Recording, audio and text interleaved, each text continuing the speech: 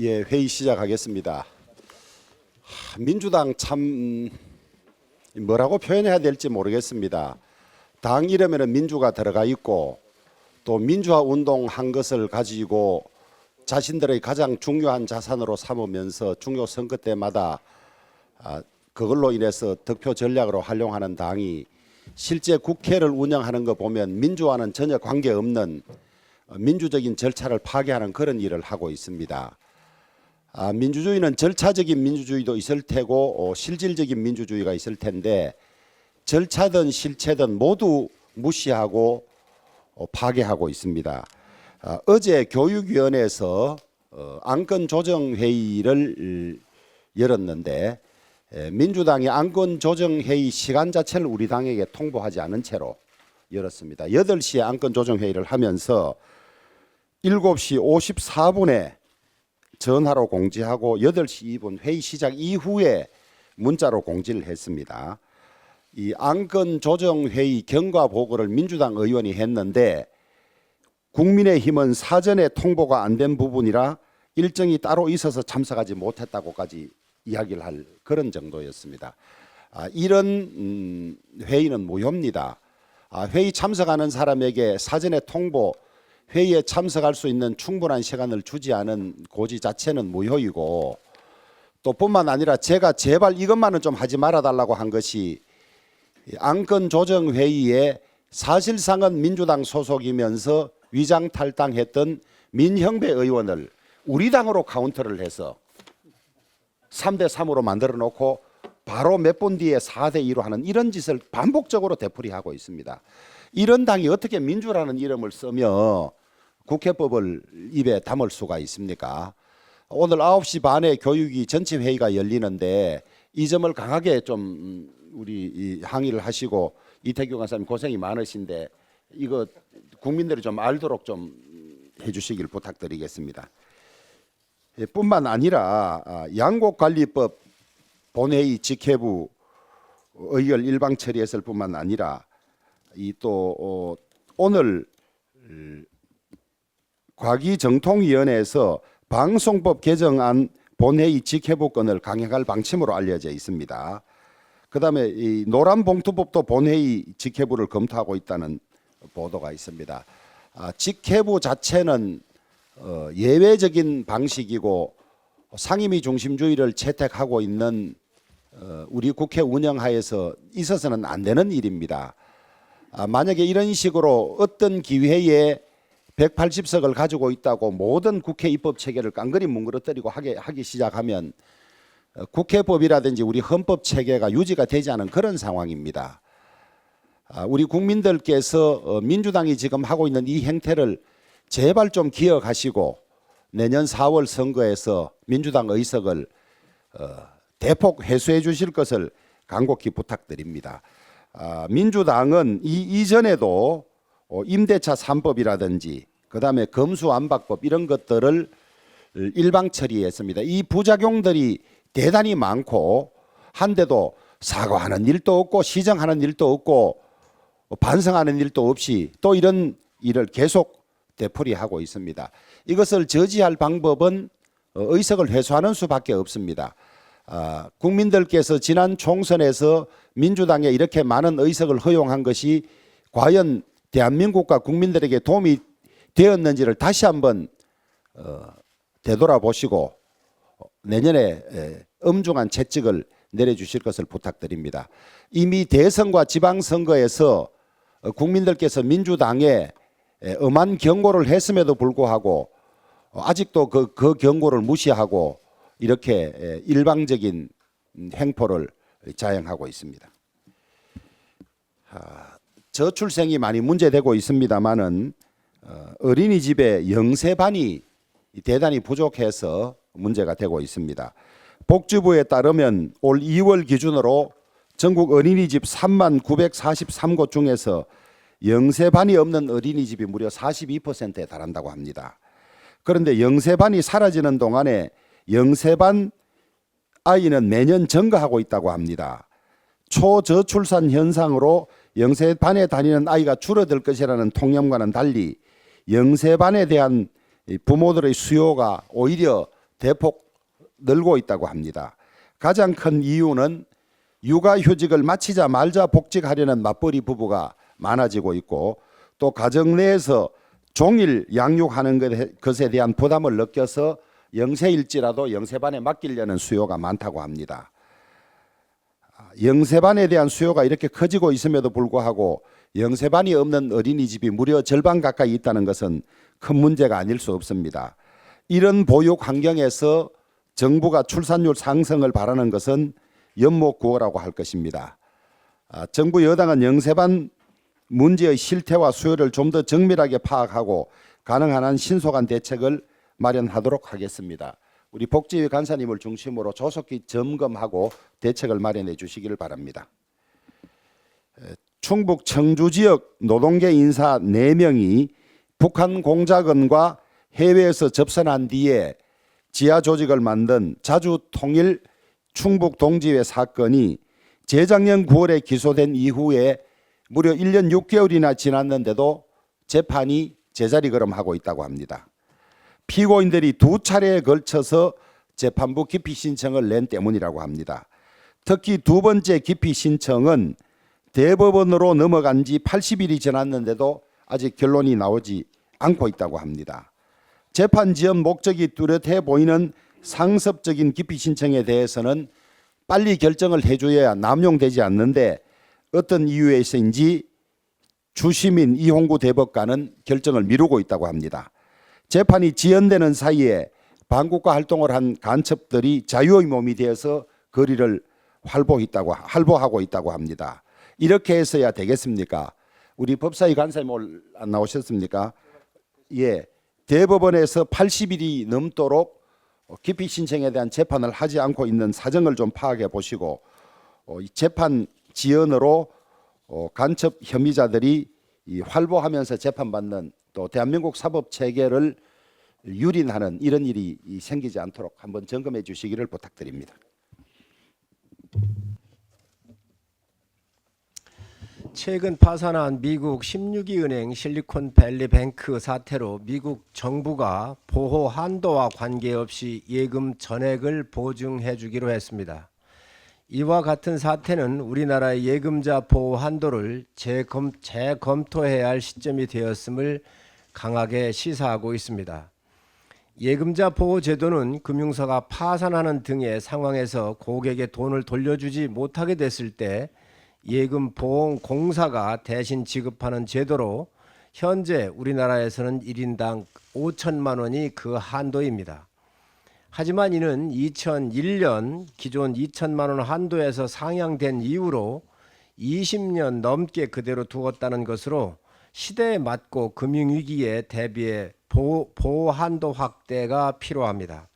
특히 우리나라는 지난 20여 년 동안 지속적인 경제 성장으로 1인당 국내 총 생산이 2001년 15,736달러에서 2022년 32,662달러로 2배 이상 증가를 했습니다. 뿐만 아니라 주요 선진국의 예금자 보호 한도를 살펴보면 미국이 약 3억 3천만 원, 유럽연합이 약 1억 4천만 원, 일본이 약 1억 원 등 우리나라의 보호 한도와 큰 차이를 보이고 있습니다. 이는 각국의 1인당 GDP 차이, 즉 경제 수준을 감안하더라도 우리나라의 보호 한도가 현저히 낮은 수준임을 알 수 있습니다. 국가는 국민들이 금융 서비스를 이용하는 데 있어서 불안감을 최소화하고 최소화시켜야 할 의무가 있습니다. 그렇게 될 때 현재 한도는 보호받지 못하는 1152조 7천억 원을 소유한 우리 국민들이 국가를 믿고 경제 활동을 이어나갈 수 있을 것입니다. 담당 기관인 예금보험공사를 비롯하여 금융당국은 구체적인 개선안을 내놓는데 속도를 내주시기 바랍니다. 이재명 대표와 민주당이 회의실 백보드에 국민의 자존심을 짓밟지 말라는 문구를 새기고 연일 한일 정상회담 결과를 빌미로 왜곡과 가짜뉴스 생산에 열을 올리고 있습니다. 심지어 민주당 최고위원은 용산 총독이라는 막말까지 써가며 외교 성과를 폄훼하고 있습니다. 대한민국이 더 나은 미래를 위한 초석이 될 외교 성과는 눈을 감고 누가 더 망발을 하는지 경쟁하고 있는 것 같습니다. 대한민국의 국회의원이라는 사람이 대한민국의 대통령을 용산 총독이라고 깎아내리는 추태는 국민과 국가에 대한 모독입니다. 국익엔 관심이 없고 권력에 눈이 멀어 품격이라고는 찾아볼 수 없는 민주당의 모습이 참 부끄럽습니다. 민주당, 그들에겐 영원한 반일이 필요합니다. 그리고 국민의 자존심을 밟고 있는 것은 바로 부패와 범죄 혐의를 비호하며 민주주의와 법치를 무너뜨리고 있는 민주당 자신들입니다. 부정부패 혐의로 기소됐을 때 당직을 정지한다는 민주당 당헌 80조는 이재명 대표의 사법 리스크 앞에서 범죄 혐의 비호를 위해 지우려 하고 있습니다. 정치 혁신의 상징이라고 주장했던 당헌 80조 삭제를 검토한 적 없다고 하지만 이 또한 거짓말이며 오히려 기소 여부와 상관없이 대표직을 유지할 당헌상 근거가 있다며 당헌 80조가 없는 것처럼 국민을 속이고 나섰습니다. 같이 업무를 하고 여행도 가고 하루 종일 골프를 쳤지만 눈을 마주친 적이 없으므로 고 김문기 씨를 모른다고 말했던 수법과 똑같습니다. 버젓이 있는 당헌 80조를 없다고 하는 민주당, 참 이재명스럽습니다. 네, 사무총장입니다. 민주당의 금도를 넘고 있습니다. 국익은 나 몰라라 하며 틈만 나면 구태연한 선전선동을 통해 정치적 입속만 챙기려는 선전선동 전문정당 민주당의 고질병이 다시금 도지고 있습니다. 정부의 일제강제징용 피해자 배상해법 발표 이후 민주당 이재명 대표는 호갱이니 계묘국친이 하며 온갖 자극적인 언어를 동원해 반일 감정을 부추기는 데 열을 올리고 있습니다. 하지만 말이야말로 정작 민주당과 이재명 대표가 오직 이재명 방탄과 정치적 이익을 위해 치욕의 역사를 매일같이 한 줄 한 줄 써내려가고 있는 것이 아닙니까? 지난 2007년 노무현 전 대통령은 국민 세금으로 조성된 국가재정으로 일제 강제징용 피해자에게 보상금을 대의 지급하였습니다. 또한 독도 수역을 한일 공동 수역으로 설정한 것은 김대중 전 대통령이었고 이번 한일 정상회담 직후 양국이 계승하겠다고 천명한 것은 다름 아닌 21세기 새로운 파트너십을 제시했던 김대중 오부치 선언이었습니다. 민주당의 주장대로라면 노무현 전 대통령도 일본의 하수인이 되는 것입니까? 또한 김대중 전 대통령도 망국적 야합을 한 것입니까? 과거 이명박 정부 때도 민주당은 왜 우리 대통령은 독도에 방문하지 않느냐며 목소리를 높이다가 정작 이명박 전 대통령이 독도를 방문하자 정치적 꼼수니 나쁜 통치 행위니 하며 비난에 열을 올린 적이 있습니다. 국민의 생명과 안전이 달린 국가 안보와 국익이 직결된 국제 외교마저 정략적으로 이용하며 또 자당 대표의 방탄을 위한 술책으로 이용하고 있는 것은 진정 누구인지 묻지 않을 수가 없습니다. 무엇보다 우리 사회의 발전을 가로막고 국민 분열을 획책했던 악의적인 가짜 뉴스가 또다시 등장하고 이를 바로잡아야 할 공당이 도리어 이에 편승하는 모습까지 보이는 것은 참담하기 그지없습니다. 공영방송이라는 KBS는 윤 대통령이 일장기를 향해 경례했다. 의장대가 우리 국기를 들고 있지 않은 것 같다. 라는 가짜 뉴스를 버젓이 생중계했고 기다렸다는 듯 타계민 전 의전 비서관은 의전 실수를 운운했고 민주당 의원들은 이를 퍼나르기 바빴습니다. 사실 확인에는 관심이 없습니다. 오직 그들이 필요한 반일 감정을 부추긴 불쏘시개만 필요했다는 것입니다. 이러니 민주당의 눈과 귀에는 그저 이재명 방탄만 있을 뿐 대한민국의 미래는 안중에도 없다는 이야기가 나오고 있는 것입니다. 제1야당이 당리당략에만 치우쳐 비이성적인 거짓 선동으로 국익을 저해하고 국민 갈라치기에 앞장서는 사이 안보 상황은 더욱 엄중해지고 있습니다. 북한이 한국을 겨냥한 핵탄두 폭발 실험까지 했다며 위협을 계속하고 대한민국 바로 머리 위에서 모의 실험까지 해가며 위협을 가하는데도 제1야당인 민주당은 그저 북한에 대한 질책 한마디 없이 우리 정부만 비난하는 데 혈안이 되고 있습니다. 핵무기를 가진 북한의 안보 위협 극복을 최우선으로 삼아야 할 때 한일 협력을 비난하는 북한과 다름없는 주장만을 되풀이하고 있으니 민주당이 과연 대한민국의 공당이 맞는지 묻지 않을 수가 없습니다. 민주당이 반일 선동으로 국론 분열을 부추기는 속셈이 무엇이겠습니까? 이번 주말 이재명 대표가 기소될 것이란 전망 속에서 제1야당으로서의 본분마저 망각한 채 망언을 퍼붓고 있는 것입니다. 이번 한일 정상회담의 큰 성과는 양 정상이 양국 관계를 정상화시키겠다는 의지를 공식적으로 천명했다는 것입니다. 또 해묵은 갈등의 얽힌 실타래를 풀기 위한 출발점에 선 것이었습니다. 민주당은 윤석열 정부의 미래로 나아가기 위한 노력을 폄훼할 것이 아니라 지금이라도 무엇이 대한민국의 미래를 위한 방향인지 함께 머리를 맞대야 할 것입니다. 제발 민주당이 이미 너덜너덜해진 이재명 방탄조끼를 벗어던지고 파멸의 길이 아닌 미래를 향한 길로 나서주기를 촉구합니다. 이사입니다.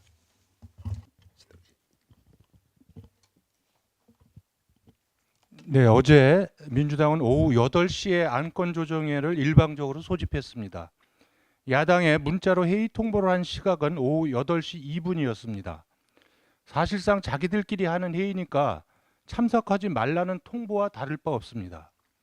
숙려 기간을 갖고 절충안을 만들어보라는 안건조정의 취지를 안건조정이 구성을 의결한 지 3시간 만에 완전히 짓밟아 버렸습니다. 무엇이 캥기는지 어제 의결한 증인이 누구인지도 회의 전에는 알려줄 수 없다고 합니다. 민주당이 부랴부랴 야반 도주하듯이 자기들끼리 자기들만의 정순신 씨 청문회 건을 의결한 이유는 2가지로 보입니다. 첫째, 자신들이 속한 민주당 모 의원의 아들 학교폭력 사안이 청문회에 포함되는 것을 막으려는 것입니다. 우리 당은 학교폭력 근절 대책을 제대로 세우기 위해서는 정순신 씨 아들 사건뿐만 아니라 고위공직자 자녀의 학교폭력 사안을 전부 찾아서 다루자고 역제안하니까 자신들의 치부가 다시 들추어지는 것이 두렵기 때문입니다. 둘째, 정순신 씨 아들 사건 처리 과정에서 자신들의 원죄가 드러나는 것을 막아야 하기 때문입니다. 이 사건은 발생 시점부터 종료까지 모두 문재인 정권에서 일어난 사건입니다. 사건이 발생한 강원도 교육 책임자는 전교조 출신 교육감이었고 생활기록부 삭제가 일어난 서울시 교육 책임자는 소위 좌파 진보 교육감입니다. 방송이 보도된 시점에 해당 고위검사를 감찰해야 하는 청와대 민정수석은 조국이었습니다. 우리 당이 이들이 사건 당시 상황을 어떻게 파악하고 어떤 조치를 취했는지 확인해야 한다고 주장하니까 민주당은 이것을 어제 원천 차단한 것입니다. 사건 당시 집권당이었고 다수당이었던 민주당은 이 사건과 관련 조치는커녕 이런 방구 언급한 사실도 없었습니다. 정순신 씨의 아들 학교폭력 사건 대응 행태는 불법은 아니지만 고위공직자로서 부적절했고 국민의 눈높이에서 크게 벗어난 것입니다. 그러나 이런 사례가 비일비재합니다. 그때 문재인 정부와 민주당이 적절하게 대응하고 조치했다면 이번 일은 일어나지 않았을 것입니다. 민주당은 왜 그때는 침묵하다가 지금은 이렇게 분노하며 정의를 외치는지 그 선택적 정의와 분노의 이유가 무엇인지 대답해야 합니다. 민주당은 자신들이 외치는 정의와 분노가 가짜가 아니고 민주당이 어떤 분의 범죄 물타기용 정치쇼가 아니고 진정으로 학교폭력 원인과 근절 대책을 찾는 청문회라면 우리 당이 요구하는 증인들을 즉각 수용해야 합니다. 더불어민주당의 기성전 이재명 구하기가 눈물겹다고 해야 될지 점입가경이라고 해야 될지 알 수가 없습니다. 나라의 미래나 국익에 대해서는 도무지 관심도 없고 오로지 만사 정쟁화를 통해서 국민들의 시선만 분산시키려고 하고 있습니다. 이번 윤석열 대통령의 방일 성과는 굉장히 중요한 부분들이 많고 문재인 정권 5년 동안 완전히 파탄났던 한일 관계를 복원시키기 위한 초석이 밑거름이 되는 방일이었습니다. 반도체 핵심 소재의 3개 부품의 수출 규제를 해제하게 되었고 북핵 위험에 공조를 할 수 있는 지소미아가 다시 정상화 수준에 이르렀습니다.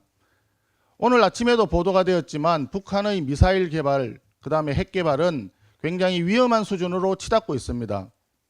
단순히 이동식 발사대뿐만이 아니라 잠수함에서도 발사를 할 수 있고 이제는 산악지대에 사일로에서 발사하는 것까지 보도가 되는 상황입니다.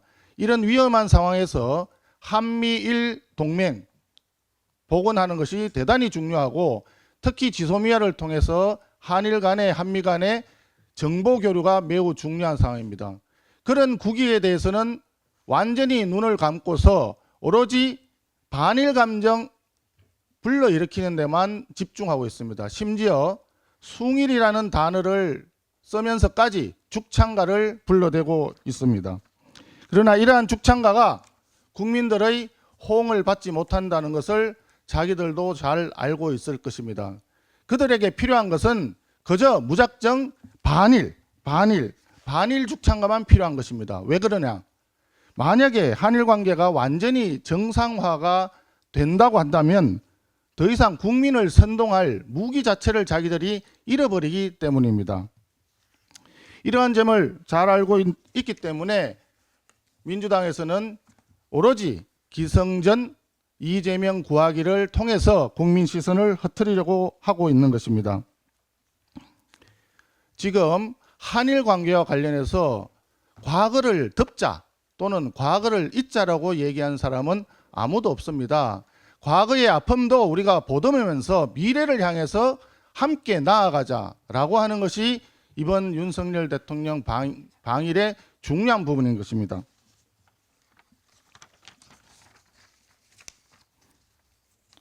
(169석의) 거대 절대 다수 정당인 더불어민주당은 이재명 방탄만을 위해서 술수와 선동에 몰두하지 말고 대한민국을 더 큰 경제 키우기, 안보 키우기의 길로 갈 수 있도록 해야 할 것입니다.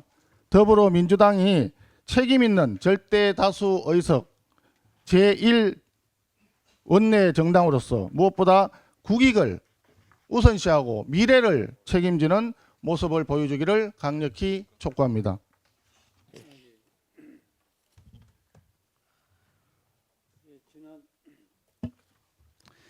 지난 16일, 17일 한일 정상회담에 윤석열 대통령 특별 수행원 자격으로 일본을 다녀왔습니다.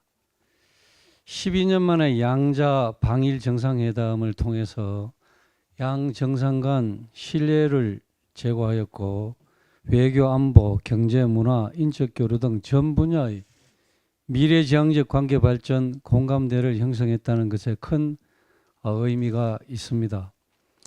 또 5월 히로시마에서 열리는 G7 정상회담에 윤석열 대통령이 초청을 받아서 세계 7대 강국들과 함께하는 등 대한민국의 국제위상을 높이는 것으로 이어지고 있습니다. 제가 현장에서 본 분위기 등 우리 정상회담과 관련된 얘기를 몇 가지 하겠습니다.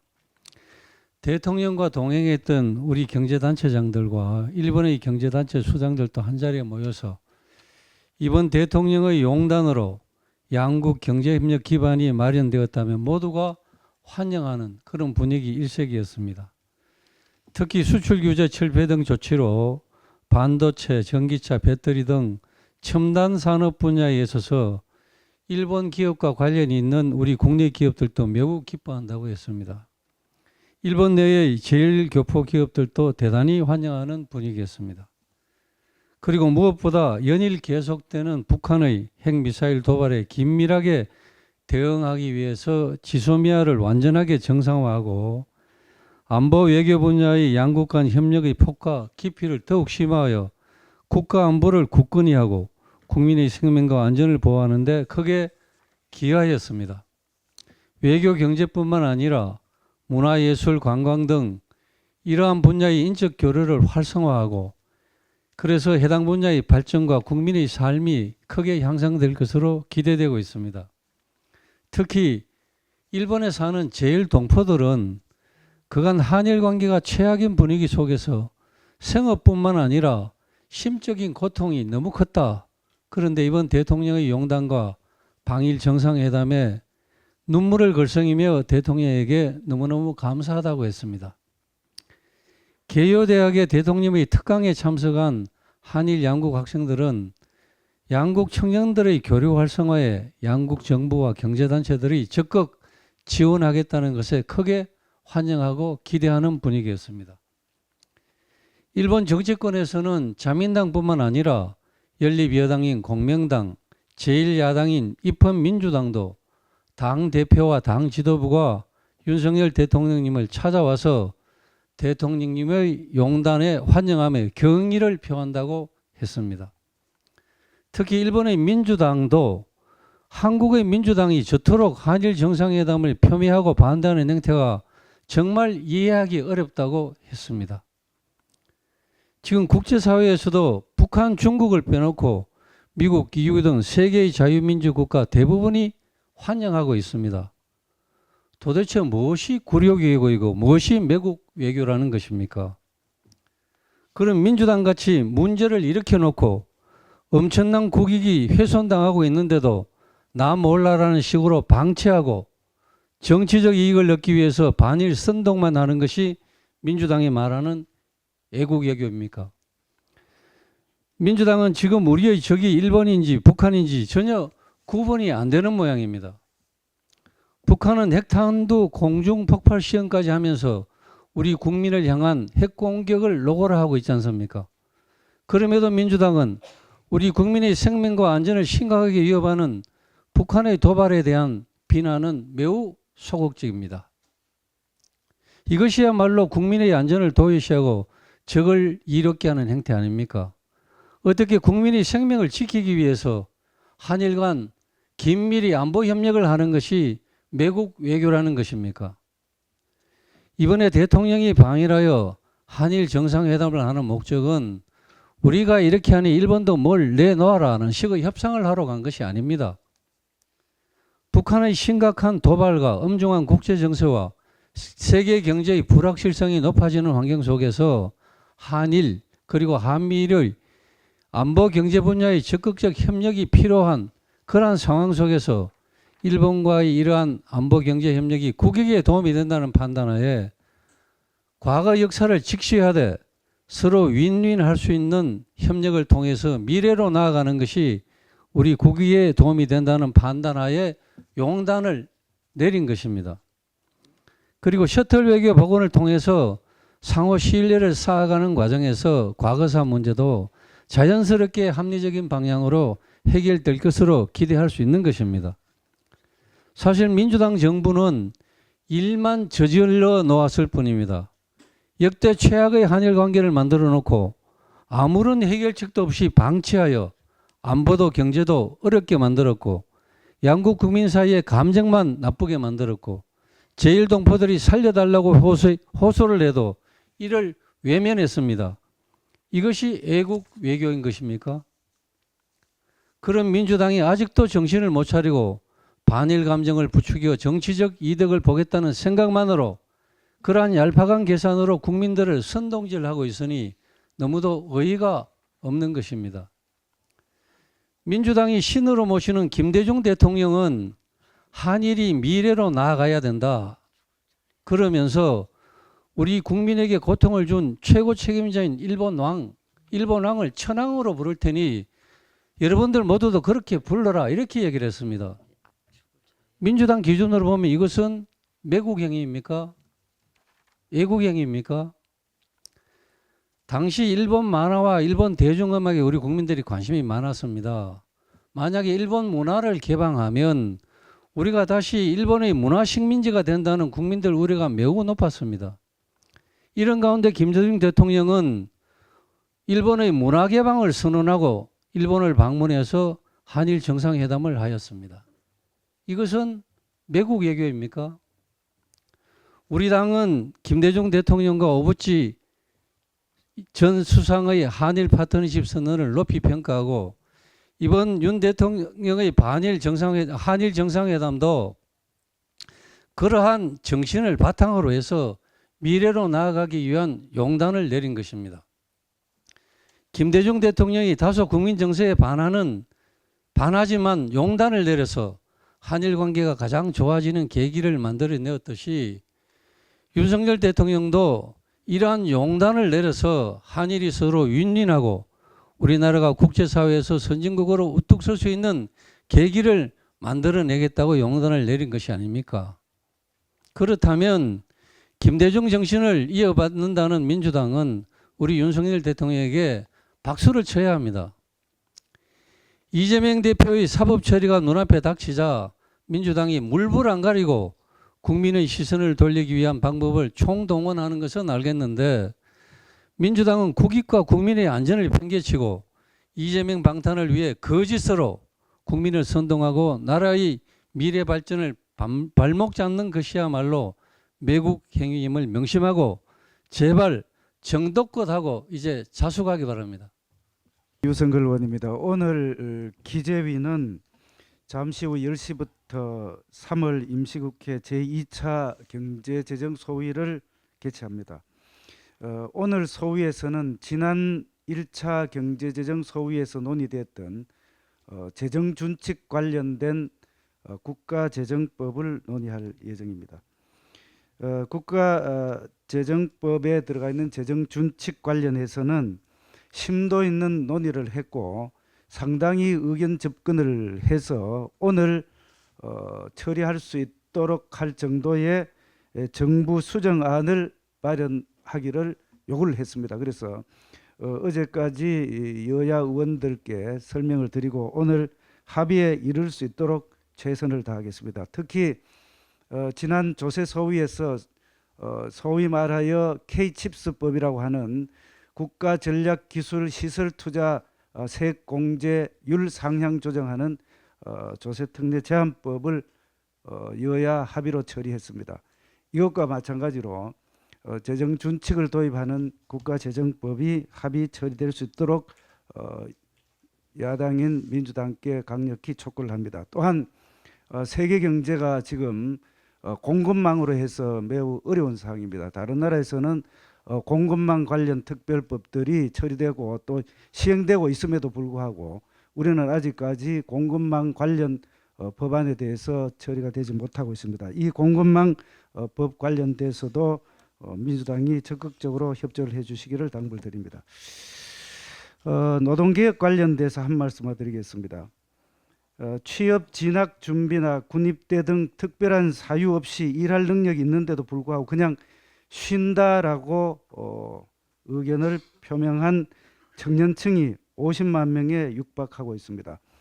통계청이 발표한 자료에 의하면은 비경제활동 인구 가운데서 활동 상태를 그냥 쉬었음 하는 청년들이 49만 7천 명에 이르고 있습니다. 1년 새에 4만 5천 명이나 증가한 상태입니다.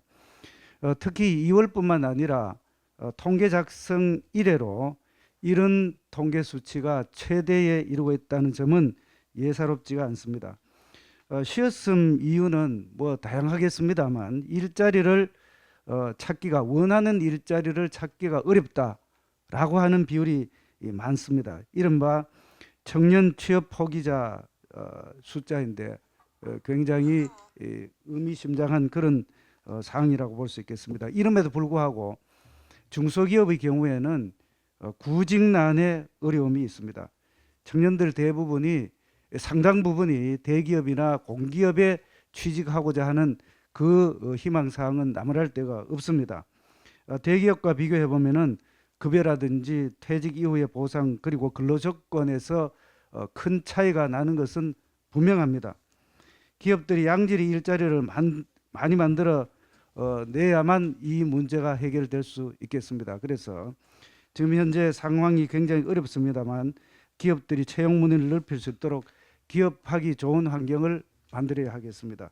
경직된 고용시장을 유연하게 풀어주고 기득권 강성 노조에게 기울어진 운동장의 균형도 잡아줘야 하겠습니다. 지금 정부가 추진하고 있는 노동개혁 추진해야 합니다. 특히 규제 혁파와 노동시장 이중구조 관련된 사항은 차질 없이 강력하게 추진할 수 있기를 정부에 당부드립니다. 이상입니다. 안전위원회 간사 이만희 의원입니다. 도시의 미관 훼손은 물론이고 보행자의 안전까지 위협하는 지경에 이른 무분별한 정당 현수막 문제의 심각성이 그 도가 커지고 있습니다.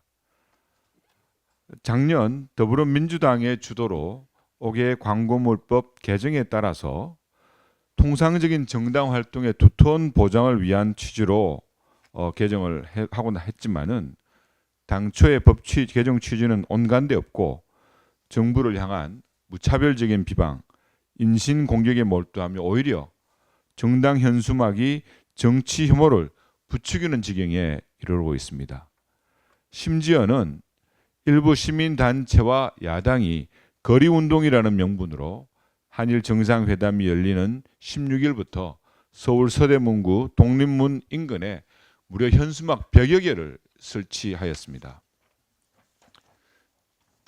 지난 21년 관련 법의 소위 개정 당시에 지난 정부에서도 현수막의 난립, 또 시민의 안전, 일반 사업자의 형평성 문제 등에 대한 우려를 제기했었고 중앙선관위에서는 자치단체가 지정하는 게시대에 정당 현수막을 거는 대안까지 제시했음에도 불구하고 더불어민주당은 정당의 특별함을 내세우면서 법안을 밀어붙인 감이 있습니다.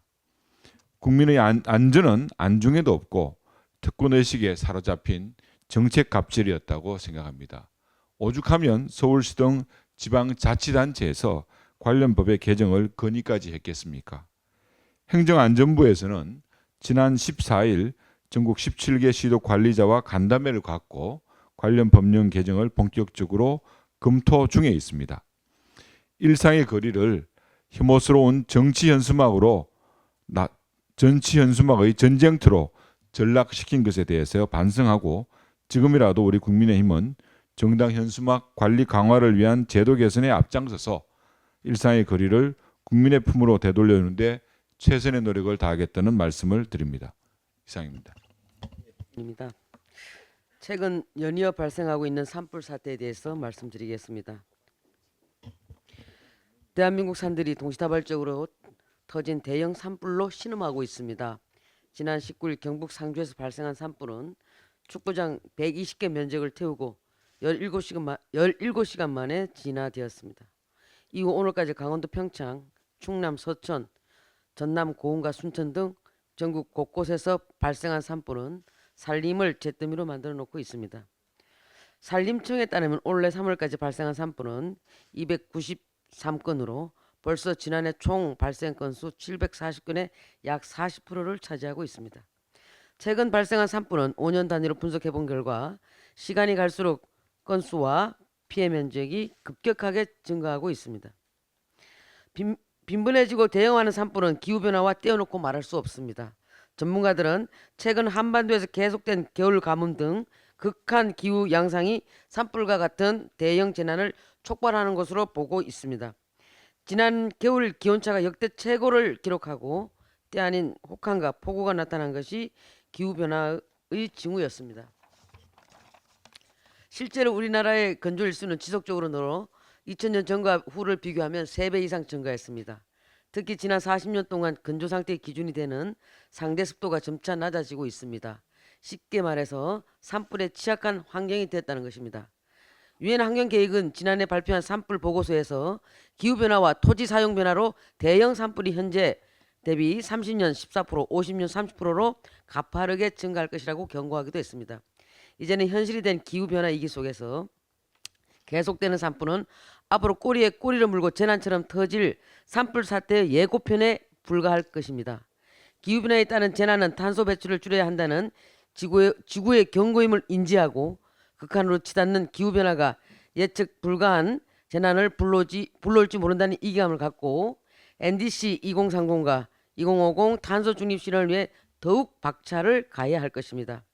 이와 함께 우리나라 기후가 산불에 취약한 환경을 각인하여 정부와 각 지자체, 관계기관도 산불 예방 및 진화 대책 전반을 점검하고 더욱 촘촘한 대처 방안을 마련해 주시기 바랍니다.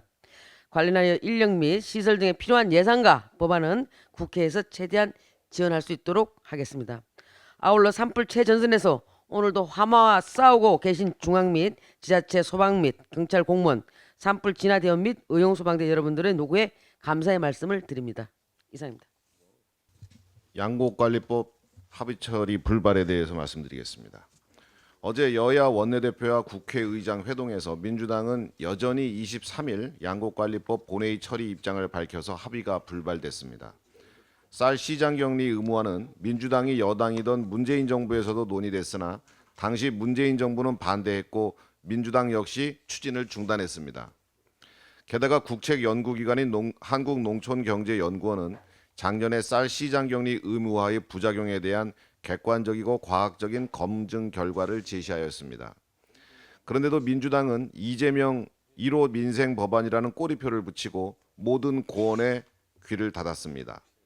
다수의 의석수를 내세워 농업의 백년지 대계를 결정짓는 중요한 정책 의제를 본인들 마음대로 하려고 하고 있습니다.